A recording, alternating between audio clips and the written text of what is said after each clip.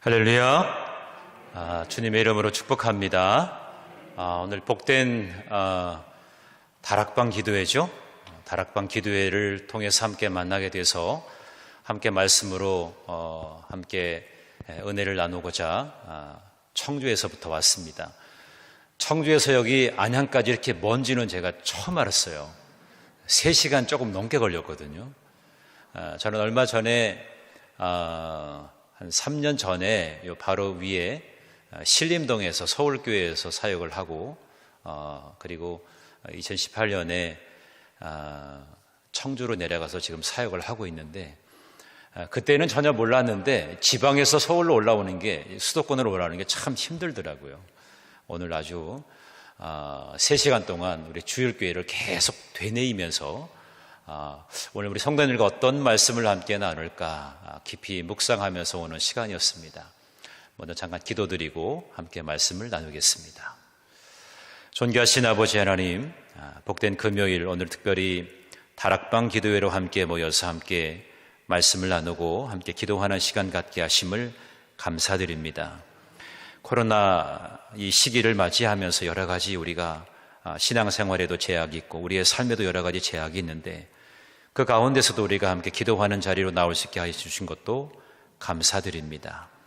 오늘 이 말씀 속에서 우리의 길을 보여주시고 또 어떻게 우리가 말씀 속에서 더 진정한 회복을 누리고 경험할지를 깊이 헤아릴 수 있는 이 시간 되게 하시고 오늘 말씀 듣다가 우리의 심령에 새로운 도전이 되고 감동이 되고 은혜가 되어지고 그래서 기도의 제목들이 다 응답되어지는 이 시간 되게 하여 주시옵소서.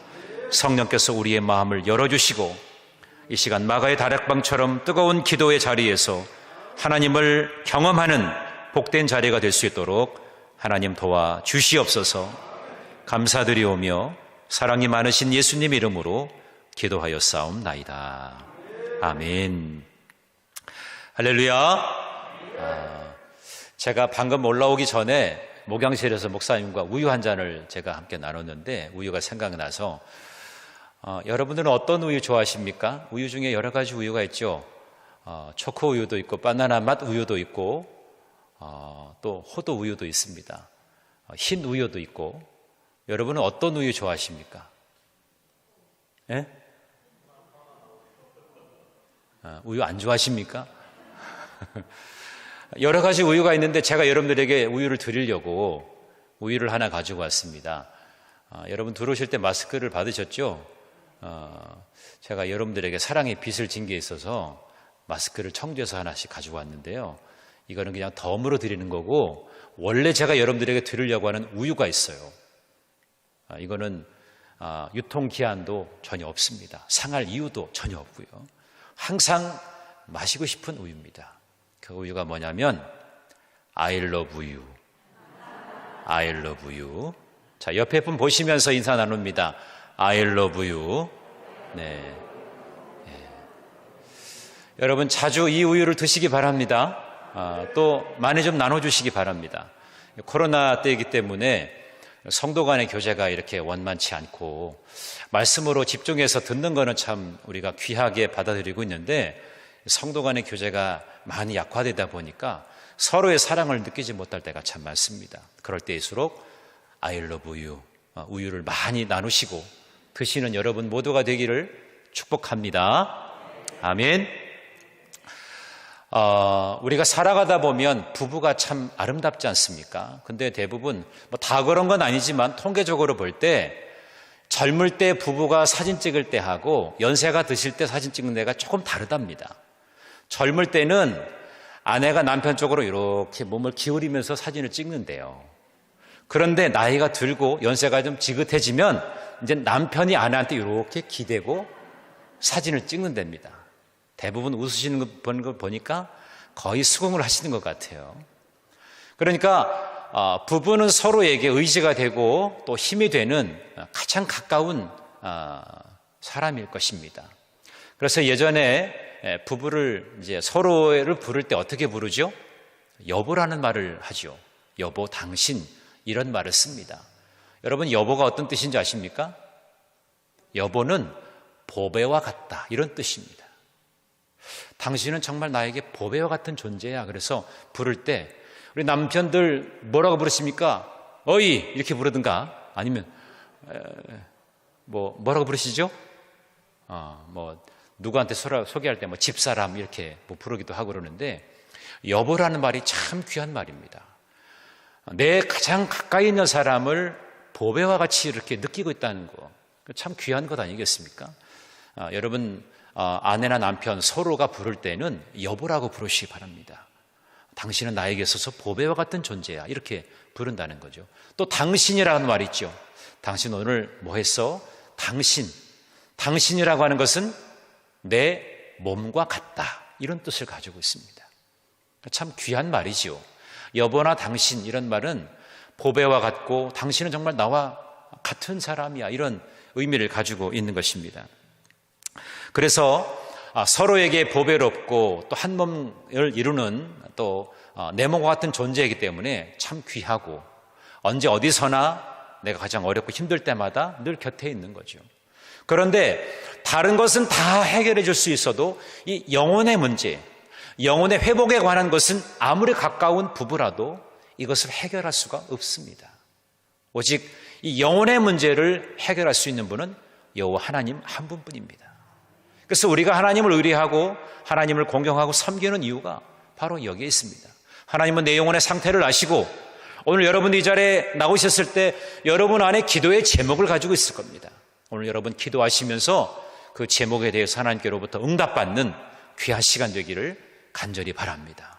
내 영혼의 문제를 아시기 때문에 나를 정확하게 분별해 주시고 필요에 따라서 응답해 주실 줄로 믿습니다. 저는 오늘 본문의 말씀을 통해서 이 코로나 시대에 우리가 정말 회복되어져야 될 것들이 참 많은데 우리 영혼의 회복이 이루어지기 위해서 우리가 이 말씀을 좀 깊이 상고해 봤으면 좋겠습니다. 오늘 이 말씀은 이스라엘 백성들이 홍해의 기적을 통해서 하나님이 어떤 분인가라고 하는 것을 체험한 이후의 사건입니다. 하나님께서 홍해를 가르시고 이 백성들을 건져내 주셨죠.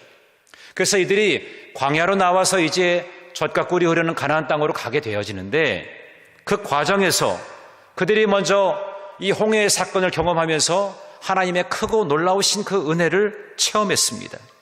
그래서 그들의 입술에는 찬양이 흘러넘치게 되었지요. 야, 전능하신 하나님, 그 놀라운 그 권세로 우리를 살려내 주셨구나.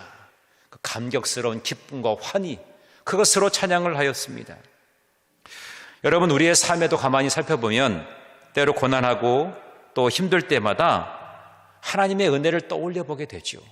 하나님께서 나에게 베풀어 주신 그 은혜가 참으로 귀하구나. 그 하나님의 은혜와 그 사랑에 감격해서 늘 찬양이, 감사와 경배의 찬양이 흘러나오게 되죠. 그래서 믿음의 사람에게는 감사가 있습니다. 제가 얼마 전에 지난 금요일이네요. 태안에 있는 하간포 교회를 제가 방문하고 왔습니다. 그 교회가 주일 새벽에 불이 났어요. 사택에서부터 시작되어진 불이 교육관 그리고 교회까지 번져가지고 제 후배 목사인데 그래서 너무나 안타까운 심정으로 가서 이제 이야기를 나누는데 뭐 그때는 막 정황이 없었죠. 갑작스럽게 예배를 준비해야 되는 그런 상황에서 10분 사이에 그게 삽시간을 타버린 거예요. 연기가 자욱하니까 정말 그 자녀들하고 아내를 데리고 나오게 급급했다는 것입니다. 너무나 속상하고 너무나 주님의 일을 하는데 어떻게 이런 일이 일어날까? 그것 때문에 너무나 괴로웠다는 것입니다. 그런데 시간이 지나고 한 며칠 지난 다음에 가만히 생각해 보니까 그럼에도 하나님께서 우리의 생명을 건져주신 것, 그것이 너무너무 감사하다고. 그게 하나님의 은혜가 아니면 우리가 살 수 있겠는가라고 하는 그런 이야기를 하더라고요. 그 화막 가운데서도 감사를 발견한 거예요. 가만히 조목조목 따져보니까 너무너무 감사한 것들이 많다는 겁니다. 아무것도 건지지 못했어요. 목사님 핸드폰도 건지지 못했는데 뭐 입을 옷이나 이런 것들도 아무것도 없고 뭐 집이 다 전소가 됐으니까 어디 갈 데도 없고. 그런데 마을 분들이 펜션하는 분이 우리 집에 와서 기거하세요. 주변의 동료 목회자들이 옷 갖다 주고 그러면서 학생들 그 자녀들은 또 기숙사에 이렇게 가서 또 기숙하게 되고 뭐 여러 가지 것들을 하나님께서 이렇게 채워주시는데 너무너무 감사하다는 거예요. 믿음의 사람에게는 이렇게 감사가 있습니다. 원망과 불평거리가 아니라. 그런데 여러분, 감사의 반대말이 뭔지 아십니까? 감사의 반대말. 원망하고 불평하는 것이 감사의 반대말이 아니에요. 감사의 진짜 반대말은 당연하다입니다. 당연하다. 하나님의 은혜를 누리게 되어진 것, 이것이 감사하다가도 이것이 익숙해지게 되면 어느 순간부터는 그걸 당연하게 생각해요. 내가 하나님의 자녀니까 마땅히 이걸 누릴 거 아니야? 당연히 내가 누리는 거지. 당연하다라고 생각하는 것입니다. 여러분, 지금 이 시간에도 여러분 마음속에는 내가 하나님의 은혜를 누리고 있다는 거, 감사한 것보다도 한편으로는 조금 더 나가가지고 당연하게 여기는 분들도 혹시 있을지 모르겠습니다. 그런데 여러분, 가만히 살펴보면 이것이 당연한 것이 아니라 하나님의 진정한 은혜인 것을 우리가 기억해야 할 줄로 믿습니다. 오늘 본문의 말씀에 보면 이스라엘 백성들은 그 기쁨의 찬양을 마치고 이제 광야로 나와서 사흘길을 이제 걷는 내용으로부터 시작합니다. 뭐 마냥 기뻐할 수는 없고 이제 광야 생활에 들어가게 됐는데 3일이 지나면서 이제 먹을 물이 없었어요. 얼마 전까지만 해도 홍해의 놀라운 기적을 경험하면서 그들이 하나님이 정말 역사하는 분이구나, 하나님이 우리에게 은혜를 베풀어 주시는 분이구나 이렇게 생각했는데 이제는 육신의 갈급함을 채울 물이 필요하다는 것을 생각하면서 그들은 괴로워하기 시작합니다. 그러다가 마라라고 하는 그런 샘을 만나게 됩니다. 그런데 이 마라는 써서 먹을 수가 없는 물이었어요. 마라라고 하는 그 말의 의미도 고통이다, 괴로움이다, 쓰다 이런 의미를 갖고 있거든요. 그러니까 물 근원이 좋지 않아서 써서 먹을 수가 없는 그런 물이었다는 것입니다. 마실 때 갈증을 해결해 주는 것이 아니라 오히려 더 고통만 더 가중시키는 그런 물이었다는 것입니다. 백성들은 이런 시점에서 원망하게 되죠. 자, 여러분 성경을 가만히 보면 이 백성들이 어디에서 원망하는지를 잘 살펴보세요. 23절까지만 해도 그들이 3일 길을 걸어가면서 물을 얻지 못했을 때만 해도 그들은 원망하지 않았습니다. 그런데 어디서 원망하느냐? 24절에서 원망합니다. 자, 24절의 말씀을 보십시오. 백성이 모세에게 원망하여 이르되 우리가 무엇을 마실까 하매, 이렇게 되어 있죠.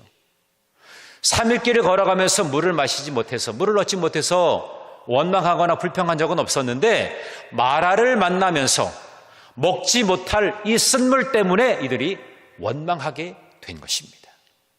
자, 이들이 왜 원망했을까? 그들은 하나님의 놀라운 역사를 얼마 전에 경험했습니다. 그렇다고 하면 마라가 아니라 단물을 우리에게 주셔야지 왜 쓴물을 주시는 거야? 자기들의 생각과 자기들의 사고방식에서는 하나님은 이 상황에서 좋은 물을 주셔야지, 우리가 3일 동안 먹지 못했는데, 이런 생각으로 집중되어 있었던 것입니다. 하나님이 우리에게 주시는 이 방식이 잘못된 거야. 그러면서 하나님이 당연히 우리에게 좋은 것을 주셔야 그것이 당연한 거 아니야? 이렇게 생각한 겁니다. 그래서 이 백성들은 광야로 나와서 그들의 진정한 해방의 기쁨을 누리는 그런 하나님의 은혜 가운데 거하는 삶이 되어야 하는데 지금 물이 없다고, 지금 쓴물 앞에서 이들이 원망하고 있는 것입니다. 자기의 기준으로 맞지 않다고 하니까 원망하게 된 것입니다. 여러분, 오늘 이러한 모습이 우리의 모습이 아닌가 생각해 볼 필요가 있습니다. 내 방식대로, 내 뜻대로 되어지지 아니하니까 우리는 원망하게 되는 것입니다.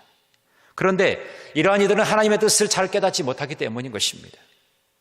하나님은 이러한 원망과 불평의 그 소리를 일삼는 백성들의 소리를 듣는 것이 아니라 모세의 중보 기도를 들으십니다. 그래서 결국 하나님이 예비하신 그런 한 나뭇가지를 알려주시고, 그래서 그 나뭇가지를 던졌더니 그 쓴 마라의 쓴 물이 단물로 바뀌어지게 됩니다. 그러면서 그들을 이제 엘림으로 인도하시게 되죠. 자, 이런 모습을 보면서 우리 하나님은 우리에게 언제나 위로와 소망을 주십니다.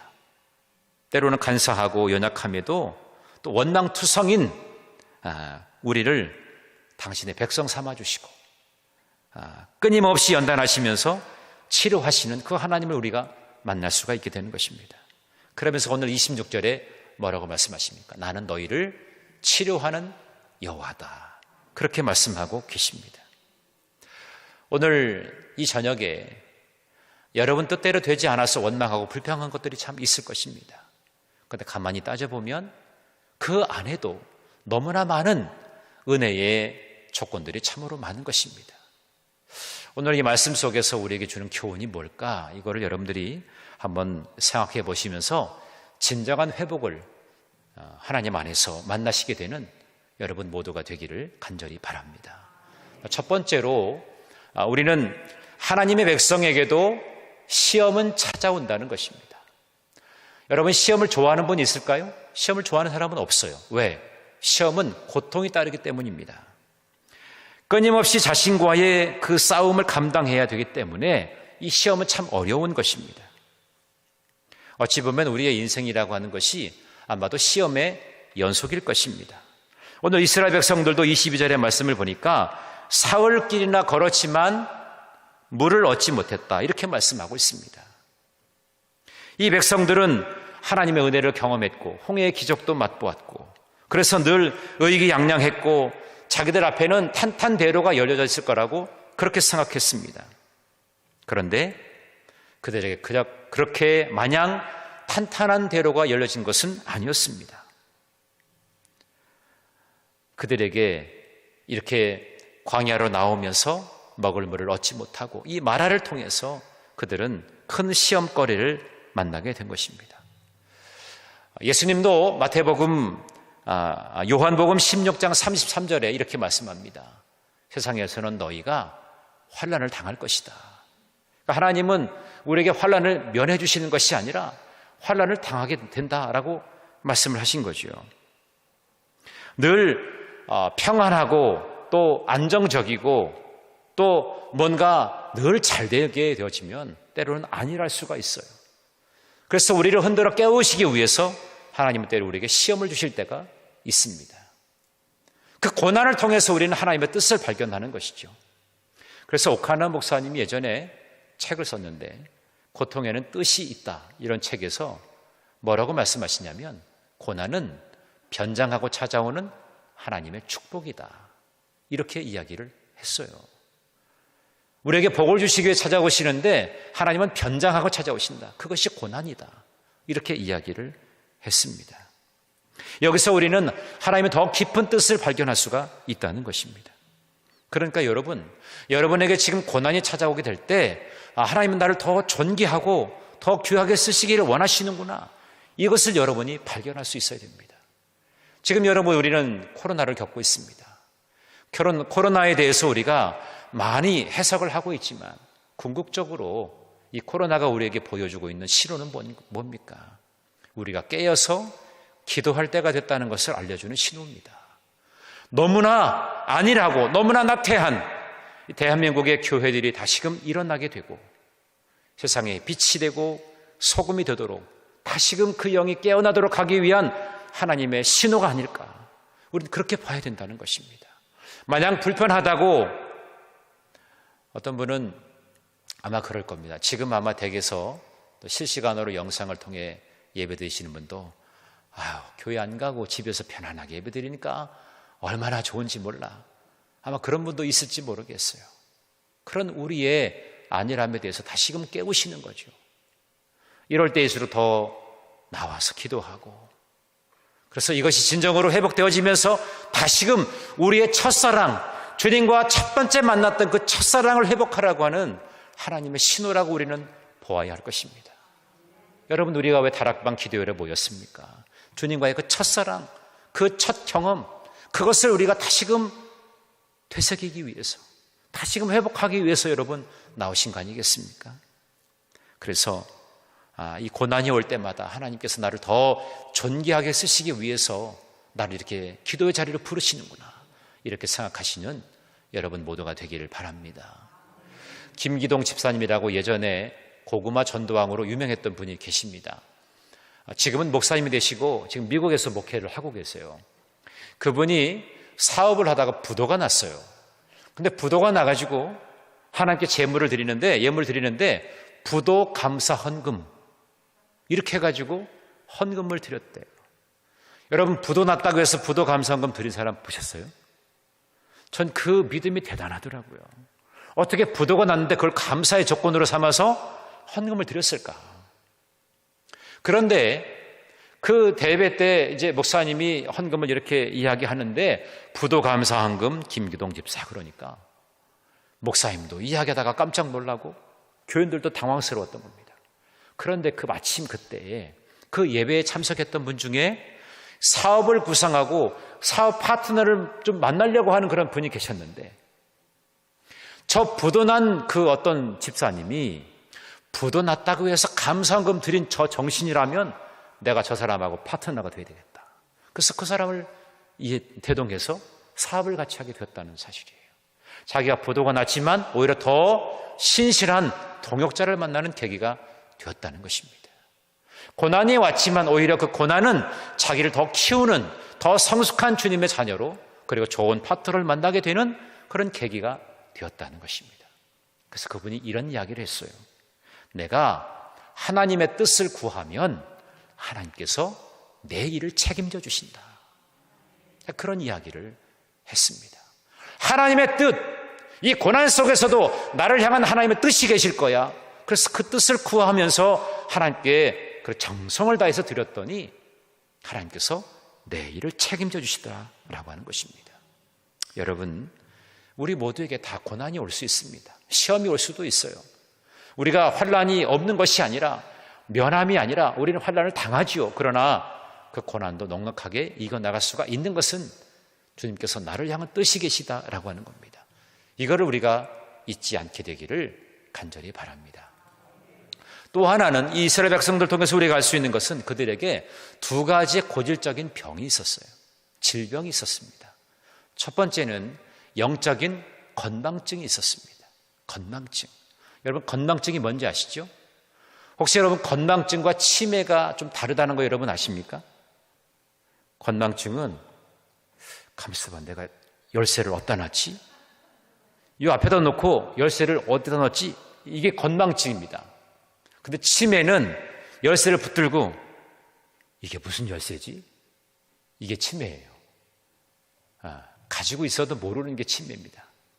그러니까 이스라엘 백성들에게는 영적인 건망증이 있었다는 거예요. 자기들이 이렇게 마라 앞에서 시험을 당할 때에 하나님을 찾기보다는 자기들이 처한 환경만 바라보았습니다. 오늘 24절의 말씀에 보니까 백성들이 모세에게 원망을 합니다. 사흘길을 걸었는데 먹을 물이 없어서, 그런데 물이라고 보이는 것이 있어서 먹을 수가 없으니까 정말 원망할 만하지요. 우리가 좀 어느 정도는 이해가 갈 수 있어요. 그런데 이스라엘 백성들에게는 아주 심각한 이것이 문제였습니다. 왜? 얼마 전까지만 해도 홍해의 놀라운 기적을 경험했기 때문입니다. 애굽의 군대가 수장되는 것을 직접 목격했습니다. 또 이 이스라엘 백성들은 온전하게 구원받았습니다. 불가능을 가능케 하였던 분이라고 하면 그 목마름 하나 해결하지 못하시겠습니까? 그런데 그 전능하신 하나님을 바라보지 아니하고 자기들이 지금 맞닥뜨리고 있는 그 상황만 바라보고 있었다는 겁니다.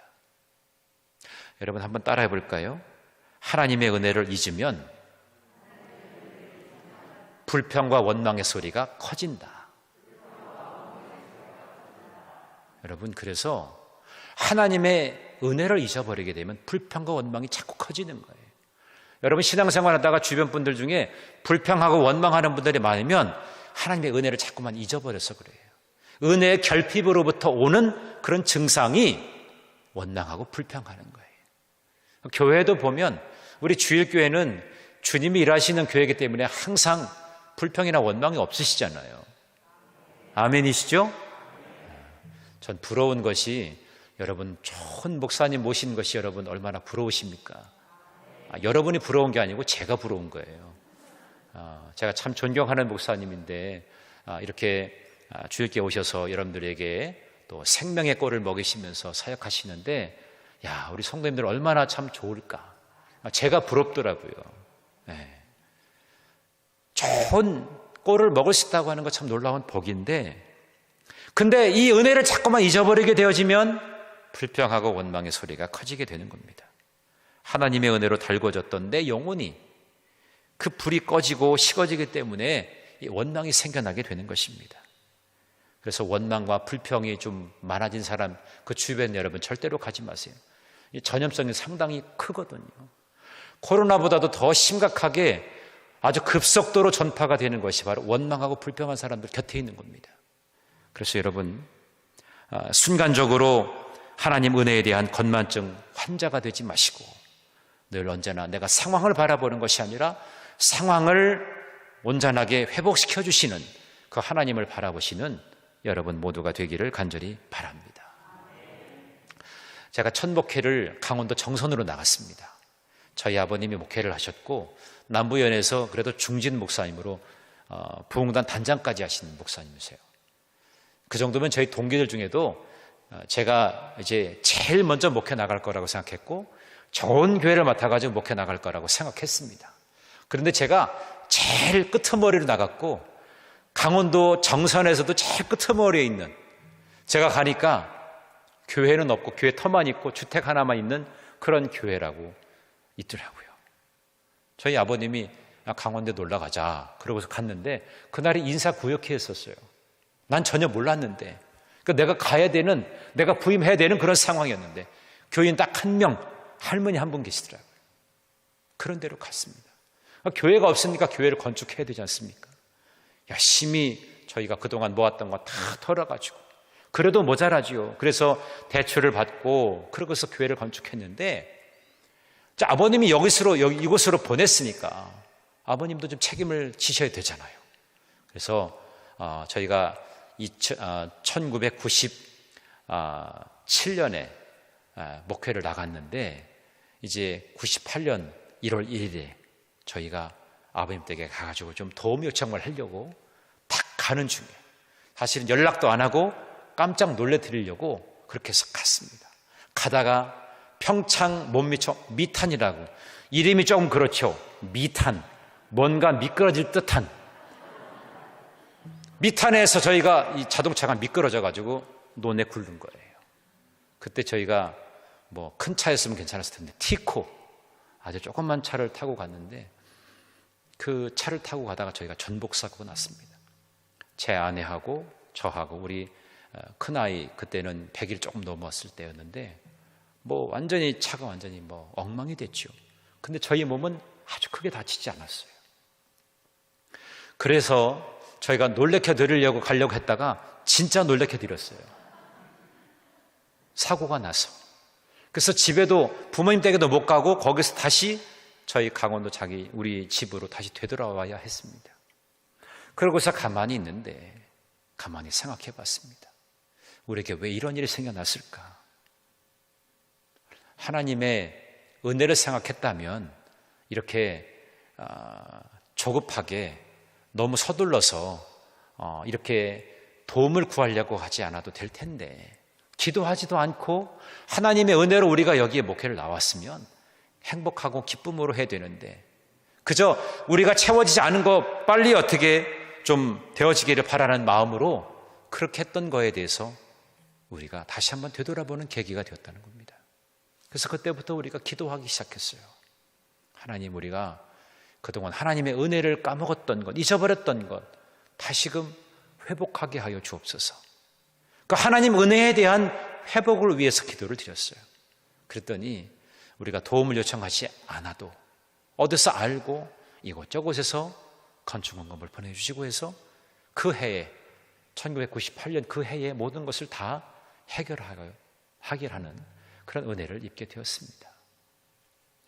우리 순간순간 상황에만 급급할 때가 너무나 많지 않습니까? 그럴 때마다 하나님의 은혜를 되돌아볼 수 있는, 영적 건망증에서 빨리 회복되어지는 저와 여러분 모두가 되기를 간절히 바랍니다. 찰스 스펄전이라고 하는 영국의 훌륭한 목사님이 계셨어요. 이 목사님이 청년 때에 눈이 너무나 많이 와가지고 본인이 가는 교회를 못 가고 마을에 있는 조그만 교회를 가게 되었습니다. 그 교회를 갔더니 그날 어떤 목사님이 와서 설교를 하셔야 되는데 그 목사님이 눈이 너무나 많이 와서 못 오게 돼서 그날 그 교회의 청년 중에 한 명이 평신도 설교자가 앞에서 강산에서 설교를 하는 거예요. 평신도 설교자니까 그렇게 대단하게 화려하거나 대단하게 능수능란하게 말씀 전하지는 못하였는데, 근데 갑자기 자신을 바라보면서 이 청년 평신도 설교자가 이렇게 이야기했습니다. 형제여, 무엇 때문에 고민하고 있는가? 주님을 바라보게나. 주님을 바라보게. 주님을 의지하게. 이렇게 이야기를 했다는 것입니다. 사실 그 당시에 이 스펄전이라고 하는 사람은 자기 구원에 관한 깊은 은혜를 체험하지 못하고 그냥 형식적인 그런 교회를 다니는 그런 사람에 불과했는데, 이 평신도 설교자의 이 말씀 한마디, 주님을 바라보라고, 주님을 의지하라고, 그 말이 자기 비수에 꽂히게 된 겁니다. 그러면서 그래, 내가 주님 바라보아야지. 내가 무엇을 지금 구하고 있나? 내가 의지할 분은 주님밖에 없지. 그러면서 주님을 의지하면서 그때 비로소 회심했다고 하는 이야기입니다. 그래서 영국의 훌륭한 설교가로 남게 된 것을 기억할 수가 있습니다. 그래서 우리가 영적인 건망증을 해결할 수 있는 방법이 있어요. 그건 뭐냐? 주님을 항상 바라보는 것입니다. 여러분, 주님을 바라보십시오. 주님을 의지하십시오. 세상의 모든 사람들은 여러분을 다 이해하지 못하여도 주님은 여러분을 이해하십니다. 여러분의 필요를 아시고 여러분을 그 필요에 공급해 주시는 자리로 인도해 주실 줄로 믿습니다. 하늘의 모든 권세를 버리고 낮고 천한 이 땅에 육신의 몸을 입고 오신 예수 그리스도, 그분이 우리의 삶의 해답입니다. 그것이 복음이지요. 이 기쁜 소식을 주신 하나님의 놀라운 은혜를 기억하시는, 그래서 영적인 건망증에서 속히 회복되시는 여러분 모두가 되기를 간절히 바랍니다. 두 번째로, 이스라엘 백성들은 영적인 조급증이 있었습니다. 너무 급했던 것입니다. 오늘 24절의 말씀에 보면 이스라엘 백성들이 모세를 원망했다는 것은 누구를 원망했다는 것입니까? 하나님을 원망한 것이죠. 모세를 지도자로 세운 하나님을 원망한 것입니다. 그렇게 놀라운 구원의 역사를 경험했음에도 이 목마름 때문에 이제는 찬양이 메말라 가고 있었습니다. 하나님의 은혜를 그렇게 기다리다가 하나님께서 채워주실 것을 생각하지 못하고 그들은 이 마라 자리에서 원망하게 되어진 것입니다. 그런데 마라에서 엘림까지, 오아시스가 있는 엘림까지는 한 14km 정도밖에 되지 않아요. 이들은 지금 스루 광야에서 나와가지고 27km가 되어지는 그런 거리를 달려와서 마라에 도착했는데 조금만 더 가면 엘림을 만날 수가 있습니다. 그런데 그 엘림을 생각하지 못하고 하나님의 은혜를 제한해버리는 이 조급함에 빠지고 말았습니다. 여러분, 무엇이든지 조급하면 일을 그르칩니다. 조금 기다리면 하나님의 은혜가 넘쳐나는데 그거를 기다리지 못하고 있다는 것입니다. 출애굽기 32장에 보면 어떤 이야기가 나오죠? 모세는 시내산에 가서 하나님께서로부터 말씀을 받는데 백성들은 견디지 못하고 기다리지 못해서 결국에는 아론과 함께 금송아지를 만들고 거기서 그 금송아지를 숭배하지 않습니까? 사무엘상 13장에 보면 사울도 역시 마찬가지입니다. 사무엘이 정한 기도 기한에 도착하지 않으니까 백성들이 흩어지기 시작하니까 더 이상 하나님의 도우심을 기다리지 못하고 자기가 직접 번제를 드리게 된 거예요. 결국 그래서 하나님께로부터 버림을 받지 않습니까? 그런 반면에 다니엘서 3장에 보면 다니엘서에 세 친구가 나오죠. 사드락과 메삭과 아벳느고가 나오는데 이들은 신앙의 분명한 지조를 가지고 어떤 상황에서도 하나님께 기도하는 자리, 하나님을 경배하는 자리, 그 자리를 향해서 나아갈 때에 그들에게 풀무불에 던져져도 그들은 하나님을 향한 신실함을 잃어버리지 않았습니다. 하나님의 때를 기다렸던 그들은 결국에 하나님의 놀라우신 은혜를 체험하고 생명에서 구원받게 되어지는 그런 놀라운 역사를 경험하게 된 것입니다. 신앙이라고 하는 것은 기다림입니다. 그래서 하나님의 그 때를 기다리게 되면 하나님이 예비하신 그 은혜를 우리가 반드시 경험하게 된다는 것입니다. 이 조급증 때문에 하나님이 예비하신 놀라운 복을 경험하지 못하는 경우가 너무나 많다는 것입니다. 그래서 성경에서는 이 조급함과 반대되는 단어가 있어요. 그 단어가 잠잠히라고 하는 단어입니다. 시편 37편 7절의 말씀 보니까 이렇게 말씀합니다. 여호와 앞에 잠잠하고 참고 기다려라. 잠잠하고 참고 기다려라. 이것은 무엇입니까? 하나님이 일하실 수 있는 그런 공간, 하나님이 일하시는 그 시간을 확보하라고 하는 것입니다. 여러분, 우리가 기도하고도 여러분 기도하고 난 다음에 훌쩍 일어나지 마시고, 기도는 뭡니까? 여러분이 하나님께 아뢰는 거잖아요. 아뢰기만 하고 훌쩍 일어나지 마시고 하나님이 나에게 어떻게 말씀하시는지 조용히 앉아서 그 하나님의 음성을 귀담아 들으려고 하는 그런 일들이 필요한 거예요. 좀 기다려 보시란 말입니다. 하나님이 나에게 어떻게 말씀하시는지 그걸 들어야죠. 기도가 일방적으로 나의 간구만 하는 것이 아니라 나의 간구와 함께 하나님께서 나에게 어떻게 말씀하시는지 이것을 우리가 잘 들어야 된다는 것입니다.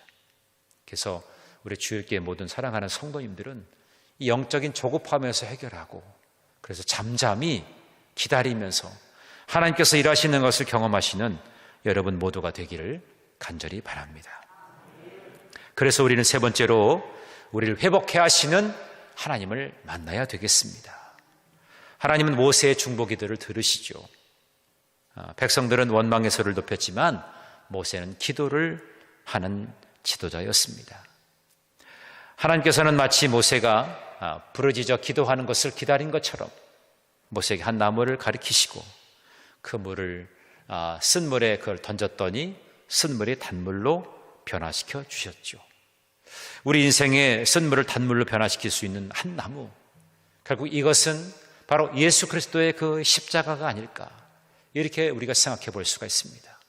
주님의 십자가, 그것은 바로 우리의 인생에 쓴 인생을, 고단한 그 쓴물 같은 인생을 단물로 바꿔주시는 놀라운 은혜의 선물인 줄로 믿습니다. 주님께서 그 십자가에서 모든 것을 담당하셨어요. 나의 아픔과 나의 고통과 나의 괴로움도 그 십자가에서 다 담당하셨다는 것이요. 찬송가 151장 후렴에 보면 이런 후렴구가 있죠. 십자가 십자가 내가 처음 볼 때에 나의 마음의 큰 고통 사라져 오늘 믿고서 내 눈 밝았네 참 내 기쁨 영원하도다. 아멘. 십자가 십자가 내가 처음 볼 때에 나의 마음의 큰 고통 사라져 오늘 믿고서 내 눈 밝았네 참 내 기쁨 영원하도다. 아멘. 하나님은 우리의 인생의 모든 문제를 해결해 주시는 분이십니다. 그 십자가를 통해서 우리에게 모든 것을 다 말씀해 주셨습니다.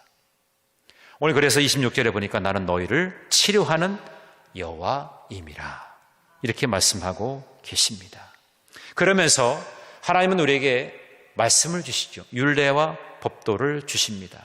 그래서 이 말씀을 지키게 되어지면 너희는 더 이상 애굽에서 내린 그 질병이 하나도 너에게 허락하지 않겠다. 그렇게 말씀하시면서 그들을 이제 어디로 인도하십니까?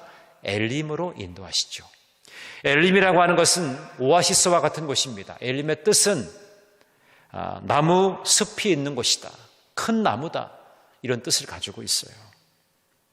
그 사막에서 지치고 고단한 영혼들에게 그 영혼의 오아시스와 같은 곳이 바로 엘림이라고 하는 곳입니다. 이곳에는 12개의 물샘이 있습니다. 이 12개의 물샘이라고 하는 것은 이스라엘 12지파를 의미하겠죠. 이것은 구원의 기쁨을 상징하는 것입니다. 12지파들이 한 샘을 붙들고 거기서 물을 죽이면서 진정한 구원의 기쁨을 누리는 그러한 장소가 될 수 있었습니다. 요한복음 14장 4절의 말씀 보니까 내가 주는 물을 먹는 자는 영원히 목마르지 아니하리니. 오늘 이 시간에도 주님은 말씀을 통해서 우리에게 생명수를 전해주십니다. 주님이 주시는 그 생명수를 먹고 마시는 자에게는 구원의 기쁨과 감격을 누리게 된다는 사실입니다. 그리고 그들에게 70굴의 종려나무를 허락하십니다. 이것은 이스라엘의 70장로들을 의미하겠죠. 이 종려나무는 승리를 상징합니다. 그래서 하나님이 이 백성들을 위해서 예비하신 지극한 복을 의미하는 것입니다.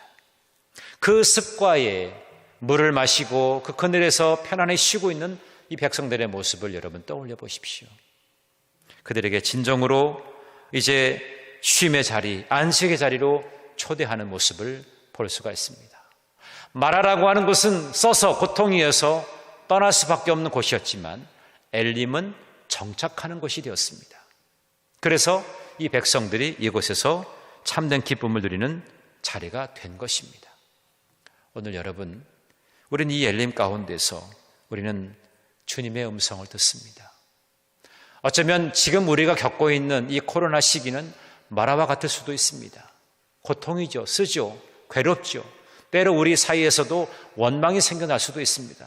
그러나 하나님은 이 마라에서 멈추게 하시 아니하시고 우리 하나님은 엘림을 준비하고 계시다는 사실입니다. 진정한 평안이 있고 쉼 있고 안식이 있는 자리로 우리를 인도하신다는 것입니다. 가장 좋은 것은 아직 오지 않았을 뿐이고 지금 오고 있는 것입니다. 청교도들이 신대륙에 도착해서 그들이 신앙생활의 자유함을 누리고 그들이 처음으로 이제 밭을 일구고 경작을 하면서 그들이 정말 힘들고 어려울 때마다 서로에게 격려하면서 인사했던 내용이 뭐냐? 바로 이것이었습니다. 가장 좋은 것은 아직 오지 않았습니다. 오고 있다는 것이죠. 오늘 우리에게도 가장 좋은 것은 아직 오지 않았을 뿐이고요. 지금 오고 있다는 사실을 우리는 기억해야 됩니다. 이 백성들이 마라에 있을 때에 그 자기들의 그 자리에서 엘림이 있었다는 사실을 알았다면 원망하고 불평했을까요? 원망하고 불평하지 않았겠죠. 조금만 더 가면 엘림이 있는데, 오아시스가 있는데, 그러나 그것을 깨닫지 못해서 그들은 원망했어요. 그런데 하나님은 미리 엘림을 준비하고 계셨다는 사실이에요. 지금 우리가 코로나를 겪으면서 아파하지만 우리 하나님께서는 우리를 위해서 가장 좋은 것을 마련하고 우리를 그러한 자리로 초대하실 줄로 분명히 믿습니다. 마라를 지나면서 하나님은 율례와 법도를 주셨습니다. 말씀을 주신 것이죠. 그래서 이 말씀을 부여잡고 엘림으로 가라고 하는 것이었습니다. 오늘 우리에게도 주님은 말씀하십니다.